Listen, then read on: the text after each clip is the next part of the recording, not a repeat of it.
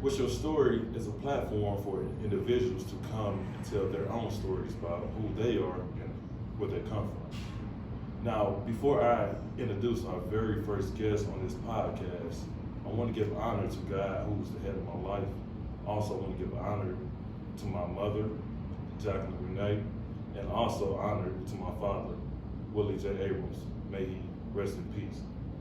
Now, I'm very honored to have this special young man here to be on our very first ever podcast. You've seen him on my Instagram story, on my Facebook story. You always see him doing his signature dance. The man with the crazy hair, the one and only DJ Steele. What up, man? What's going on, dog? How you feeling? I'm tired, like always, but I always gotta keep it moving, man. What's going on? Tired, man. What you been doing, man? DJing never stops, man. It's 24/7, 7 days a week. Man, all right. So, before we even get into the DJ thing, man, so I'm going to bring you back to how we actually met.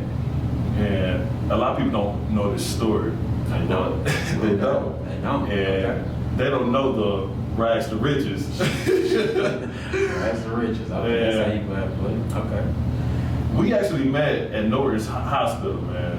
Working in the dish room, man. Crazy. Dish room. Washing dishes, spoons, man, and they were on us about getting dishes, going up to the floors, trying to find trays, trying to find everything, man. So let's bring it back to then. And when I first met you and everything, you was a skinny guy with glasses on, man, and you were always taking off work to take trips to go to like Florida, Panama, just different places, man, for parties. And I was like, what? He took off to go to a party. Back then, I didn't know that you were a party promoter. So tell us more about that. Well, yeah, I started out, like I said, I pursued basketball for a long period of time during the time I grew up. And it just got to a point where I actually wanted to do the party thing. So I looked at my resources and looked at people that I was affiliated with and see how the party promotion scene and how party promotion scene was in Kentucky and also outside of the state to start doing it. I recently did party promotion team with my friend Zachy Melvin. That's where the start was. And I live because every year we would go to Florida, always going back to CBK days, like even 2011 time all the way to now. What is CBK? CBK is still a party promotion team, College Party Kings. Okay. They also do parties in Louisville, Bowling Green, and also the outskirts of Tennessee, and a little bit of Virginia, a little bit of Ohio. It just depends on where you go with it. You know, but that's where it started at, from getting the parties free, from actually making money off parties and all the above. And it came to realization after 2 years into it, I just felt like we should be able to make money off this just like everybody else. But at the same time, we're in that age frame now that we can understand the game. Right. So I took it and I ran with it and helped out in every way possible that I can. And I just kept my dedication to it, going down there, even if me just going down on my last penny. Or just, there been times I was in Florida that I didn't have no money, but people helped me out. But it takes money to make money when it comes to the story and everything. Man, you gotta shout out to the people, man, that help you out along the journey, man, when you have nothing, man, because those people hold a very special place in your heart. Yeah, you're absolutely right. Like I said, shout out to Zachy Melvin. I mean, 3M's nightlife. I mean, that's what he's doing right now. Still on the party promotion scene, what he's doing out there above. I always got to shout out to him, even though we have our ups and downs. For me, that's where it really started at, back in Panama days. Right. And outlet. Fun times and fun times. So you say that you were a party promoter. How did you transition from a party promoter to being a DJ? Like, what inspired you to say, you know what, this party promotion thing, it's okay, but I want to be able to be a DJ now? Well, it goes back to the story, just like I was saying. It goes back to Florida. Like the first year that actually hit me was 2016, and we were down in Florida, and I was in my condo kitchen, and that's when I was shout out to Pretty, because that's the main motivation and the main person that got me into this. DJ Pretty? DJ Pretty, man. Okay. All the way from Lex. Okay. Like I said, that's the GOAT to me. 859. Yeah, that's the GOAT to me. So that's where it started at. I was in the kitchen and I seen his laptop and his turntable outside, and I'm like, and I asked him, I said, hey, Pretty, is this hard? He said, nah, it ain't hard. He said, if you know what you're doing, then you good. So I started scratching, and then it really just went from there. And every day from that point on, every opportunity that I had to jump on the table. Every time, even in Florida. We even did a little house party in Florida. He let me DJ a little bit. I didn't know what I was doing, but it's a start. You gotta start somewhere. Just to get somewhere. And all that, but then, like I said, DJs obviously the main attraction when it comes to Indy and everything. So that's why. And then once I got back, it just kind of took from there. And I was in a rush. Yeah, I was in a rush to get on. First, I got my board without my laptop. Other than it being vice versa, being your laptop first, then being your board. And then I just kept practicing, and then kept practicing, and went in there, even on Teller Boulevard. When the day you came in there and you see me with my laptop in the chair, my board in my lap. It wasn't even on the table, it was my board in my lap. And you said, hey, what's going on, man? My name's KJ Abrams, man. I got a clothing brand called One, and I said, hey, man, what's up, man? What's going on, man? I said, he said, what you got right here? I said, man, just learn how to DJ, man. And I live above, and this kind of just went from there. So every night, every day, after work, before work, during work, hey, you call in sometimes. Always, man. Hey, man. Let me put this on the record, man. This is the only person that I know that can quit a job and find a job like this, bro. Like, nobody else that I know. My mama always tell me, never quit a job until you get a job. But you, on the other hand, man, you get a job like this, like quick, man. I'm like, I don't know how, but to get more insight on the time that I actually came to the house on Taylor Boulevard and everything, and this man was sitting on the couch and everything. He had the turntable on his lap and the laptop on the table, and he had this little tongue out like he always do, like a husband last thing, and it was just going. I'm like, okay, I see you, man. But man, it's good to see you still taking off with it, man, and you have really grown your name as a household name, DJ Steele. Now, talking about names, we know Steele is your last name, but other DJs have a different name and they don't actually use their real name. So what inspired you to actually use your last name instead of coming up with a stage name? Well, I mean, with me using my last name, it just been catchy all the years that I've been living. Even when I was in high school playing ball, that's what everybody just say, Steele. And it's just I caught on with it. And I'm like, okay, this can be catching all about. So when I wanted to name myself DJ Steele, it's catchy in the city. And that's what it is. And then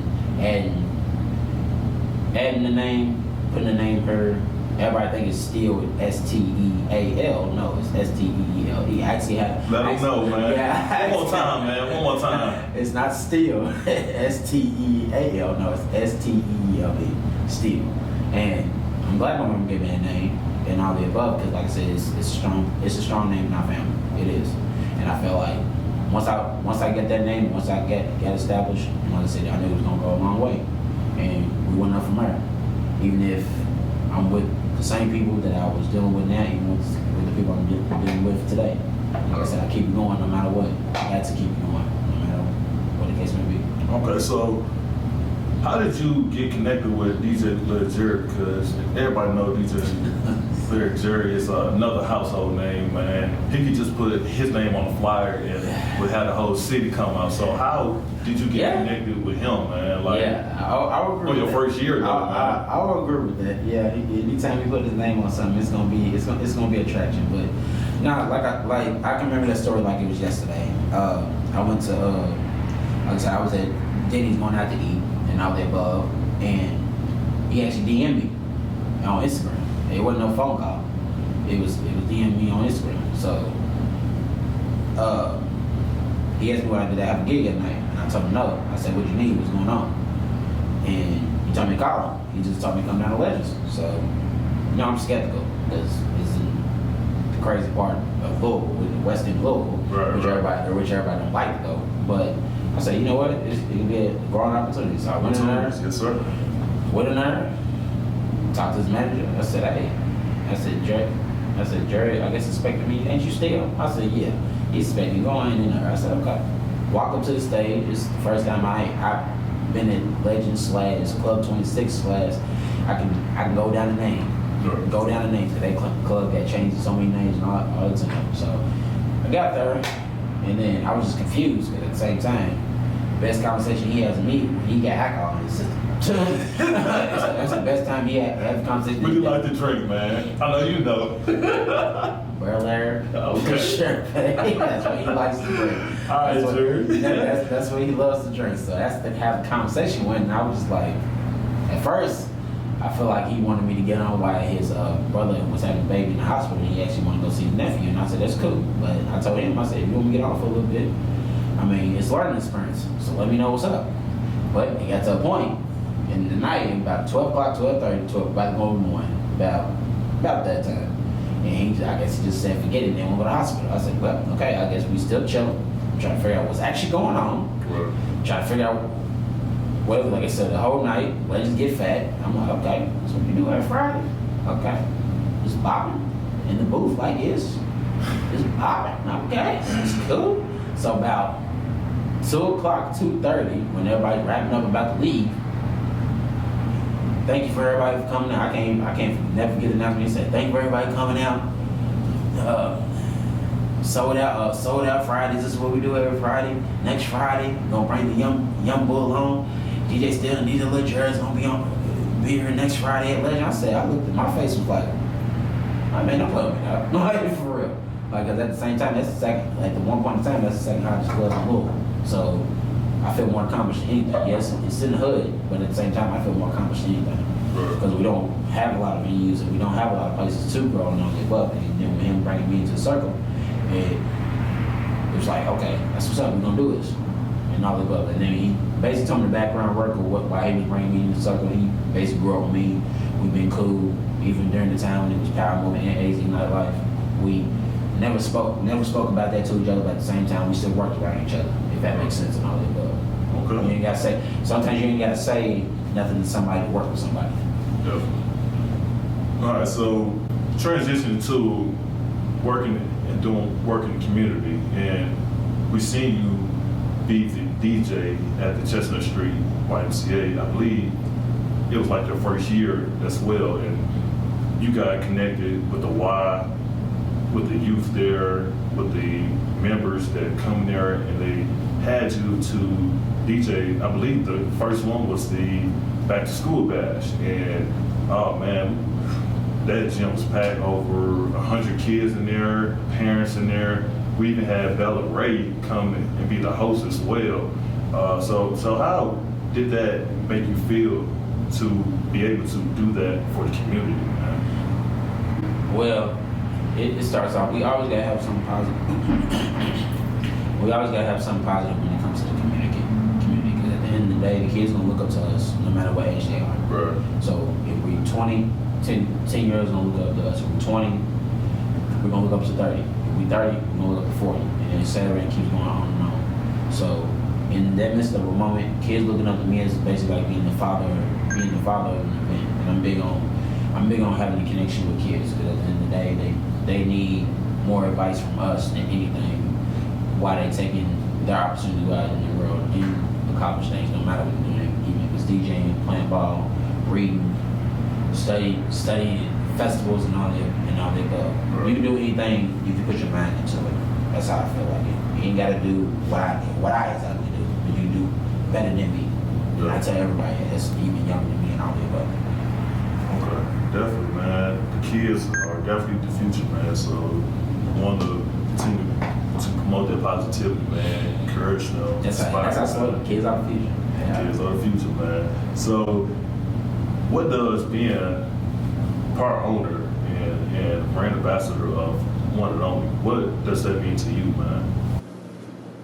Presentation is that's the key thing when it comes comes to presentation and professionalism, it helps you grow and it helps you understand a lot of things. I mean, sometimes you gotta step back and step into the dark for you to actually see what's gonna come to the light. Definitely. If that makes any type of sense in this era right now, because at the end of the day, it's like how my slogan is: set the tone that starts with you, no matter what you do. Like I was saying, no matter what you do. And once you gave me that task, and once you gave me that role, I had to run with it. And I knew one night, one day, it's just not gonna be it when it comes to this brand. Like, and that's what.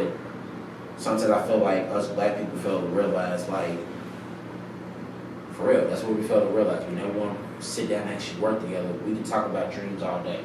We can talk about doing something all day.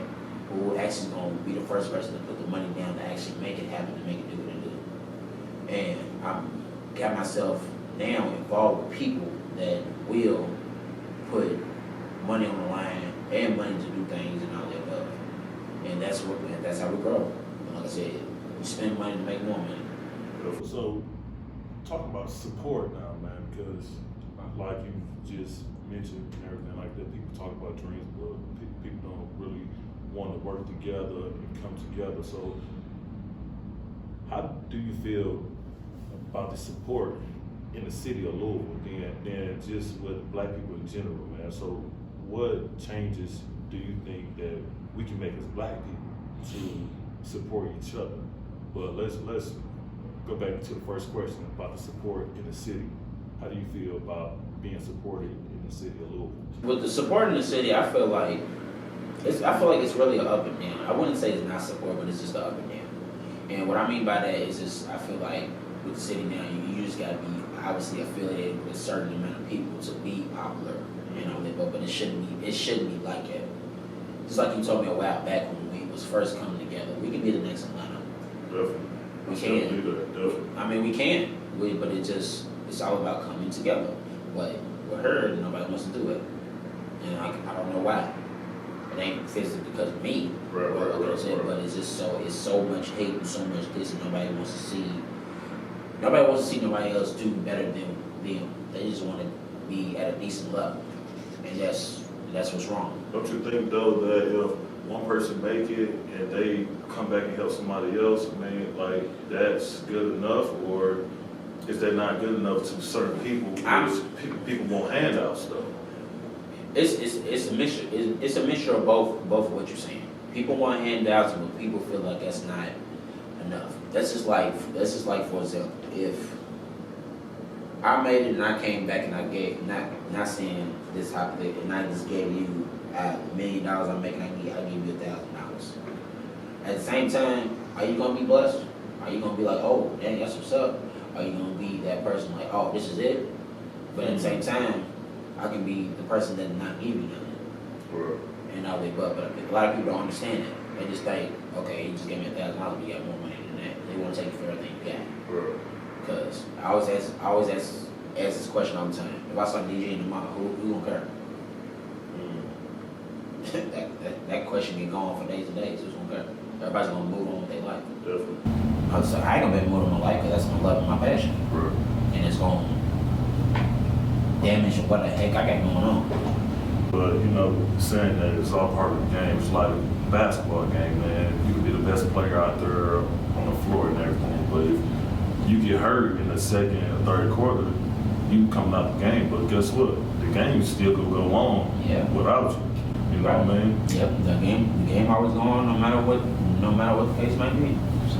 All right, so now, you know, the whole COVID pandemic and 2020 was a tough year for the whole world, man. Now, since it's 2021, it's starting to get better. You know, we have vaccines now and everything like that, but it ended up shutting down the whole country and the whole city here, where they shut down bars, clubs, and everything like that. How were you able to still be connected with your fans and different artists and just really get money from DJing? So, or did you even get money from DJing because everything was shut down?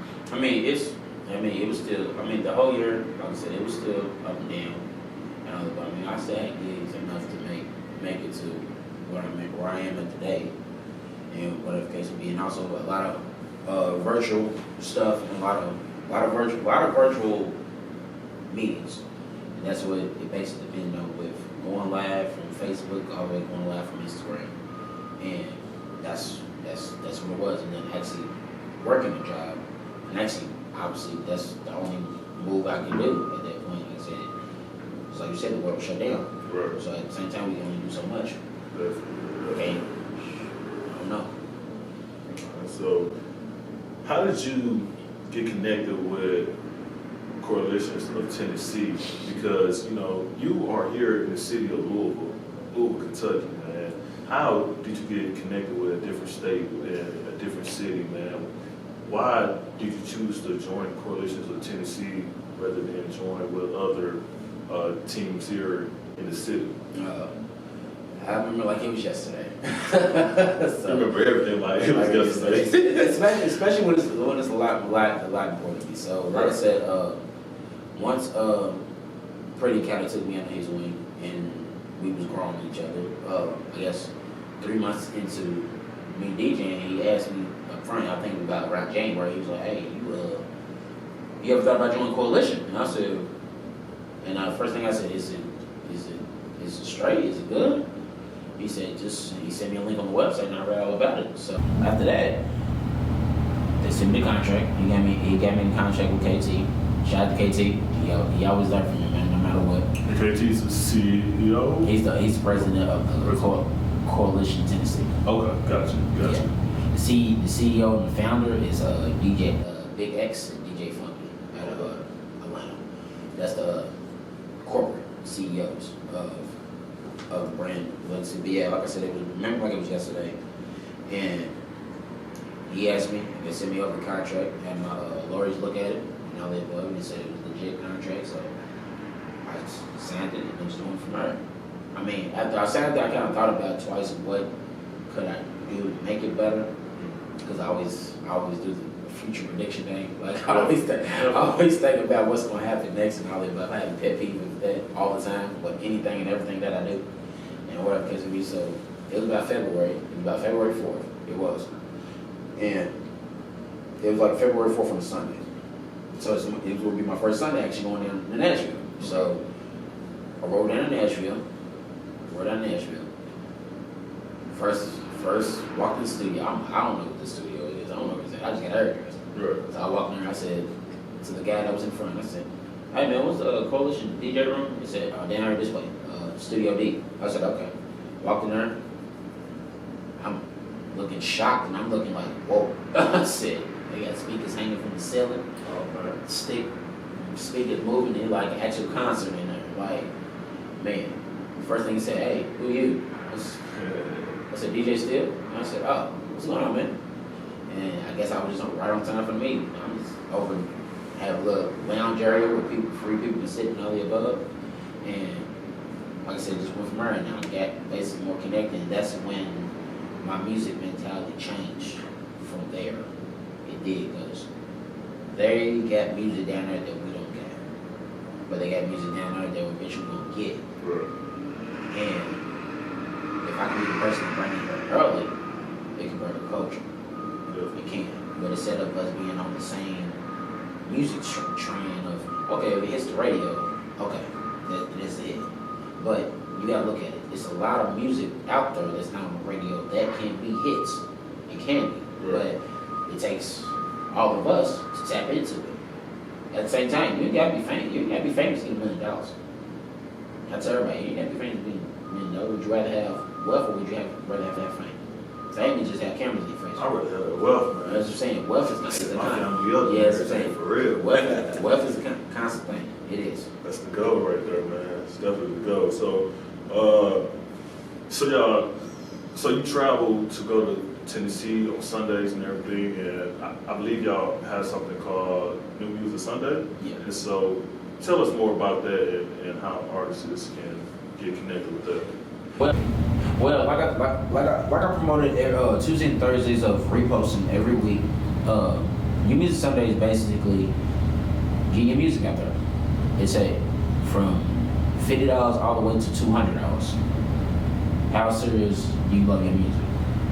You feel like if you love your music just for it to be in the city, or do you want to love your music to actually get out? And that's what and sometimes I think that's what people don't understand. They just feel like they just want a handout, just like you said. But you can't get a handout. Sometimes I pay to get in certain clubs and all that, but I ain't nobody exclusive. I'm not. I'm just a regular DJ that spin records. Right. Like I said, that's what Louisville and sometimes people don't understand. Like artists and certain artists here don't understand. They just think, okay, well I'm gonna shoot a video next week and I'll keep shooting a video every week until I get exposure. But are you actually gonna put 20,000 behind you? Are you gonna put 40,000 behind you for that promotion for that video? Invest in yourself, right? Let's say you got invested in yourself, but a lot of people don't want to do that. They just think $1,500 is gonna do it. And they want other people to do it for them, no? Exactly. Because if you name artists now, a lot of artists don't do that. Like I remember when me, Zachy, and Savage, we brought Lil Baby before he blew up. Brought Lil Baby before he blew up. I remember that. Yeah. Definitely remember. We literally had, not trying to put my business out there, like, we literally had $2,500 in the middle of my living room of selling tickets because we believed in the dream, we believed in him. Right. At the same time, I ain't gonna lie. I thought he wasn't gonna show up. I ain't gonna lie. I mean, I'm for real. I thought he wasn't gonna show up. I just know how people are. You just thought. But we came in the door. I said, okay, I guess we'll have a show then. I said, all right, because at the same time, I didn't recognize him. Like, how he looked now. Like, but yeah, and a lot of people don't believe that. A lot of people that don't. We my Lil Baby before the boat. Now look at him now. Worth almost $500,000 off of one night move. Look, and everybody want to feature him. Yeah. So, you've been traveling back and forth and everything, so to put this out there and everything like that, before you actually put it out there, I'm gonna put it out there for everybody to know, man. You just got booked to travel to Atlanta for All-Star Weekend. How does that make you feel, man? That's big. Like, it's really big. Like, some people don't think it's big here until they physically be with me and with me right in there, but it's big. Because ain't no telling who's gonna walk in the door when I'm spending or whatever case may be. Now, if I'm spending for an hour, 30 minutes, whatever case, 45 minutes, it don't matter. Because you already know everybody gonna be there, from celebrities to NBA stars. Even when we were just there in Atlanta, everybody was already talking about, man, ain't nobody gonna be in Atlanta but drug dealers and like people with money, man. Like, man, Atlanta's about to turn up. But I did see a post whereas their mayor Bottoms, was saying that she didn't want anybody to come to the city because of the pandemic and everything like that. So do you think that's going to change anything? I mean, at this rate, I mean, they did say something about that last year, but it's been over a year. Like I said, the whole world was shut down, but except for Atlanta. I mean, but the craziest thing about Atlanta, that's their main income. Like, they have entertainment. Entertainment. Like, when it comes to everything, it's their main income. So at the end of the day, they're not gonna shut it down. Even if they would shut it, they would have shut it down by then. They've been just like we said last night. They party like it's no COVID. True that. They are. We go to spots and it's her. Everybody's out and all that, but it's just I stayed in the house all 2020, and I can't. Like I said, no offense to the government, no offense to I can't do it no more. I can't. It's just like y'all funding us some money, but not all money, and all the above, whatever the case may be. And it's just like we can't operate like that. We can't grow like that. We got businesses and we got stuff that we want to do. True that. Well, DJ Steele, I would like to thank you for being our very first guest on this podcast with your story. Yep. And I would also like to thank my production team. And this is the one and only KJ Abrams with your story. Remember, until next time, you are the one and only.